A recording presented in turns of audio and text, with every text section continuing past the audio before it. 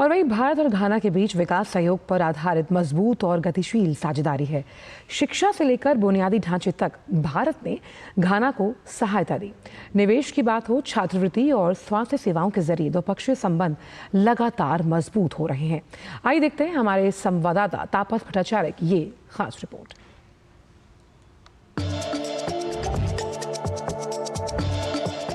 भारत और घाना की साझेदारी दिन ब दिन मजबूत हो रही है। यह रिश्ता विकास सहयोग और साझा तरक्की की मजबूत बुनियाद पर खड़ा है।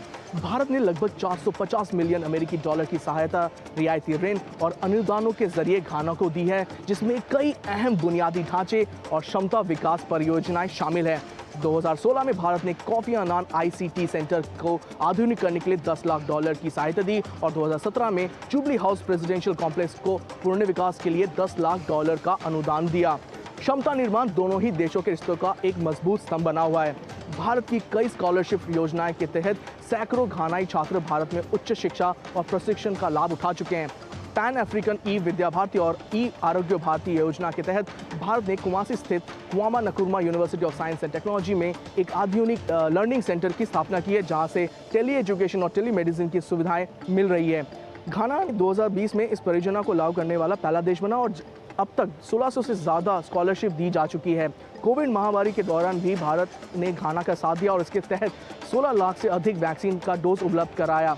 व्यापार के मोर्चे पर भारत घाना एक प्रमुख साझेदार है और इसके सबसे बड़ा सोना खरीदने वाला देश भी है। इसके अलावा भारत घाना कोको, काजू, लकड़ी जैसे निर्मात में दोनों देश शामिल है। 1994 से अब तक भारतीय कंपनियों ने घाना में 820 परियोजना में करीब $2 अरब का निवेश किया है, जिससे भारत घाना के शीर्ष निवेशकों में से एक बन चुका है।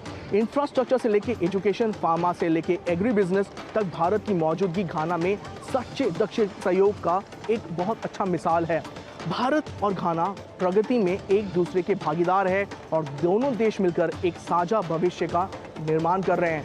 कैमरामैन राकेश और मोर मुकुट शर्मा और इंजीनियर सौरभ के साथ मैं तापस भट्टाचार्य, दूरदर्शन समाचार, घाना।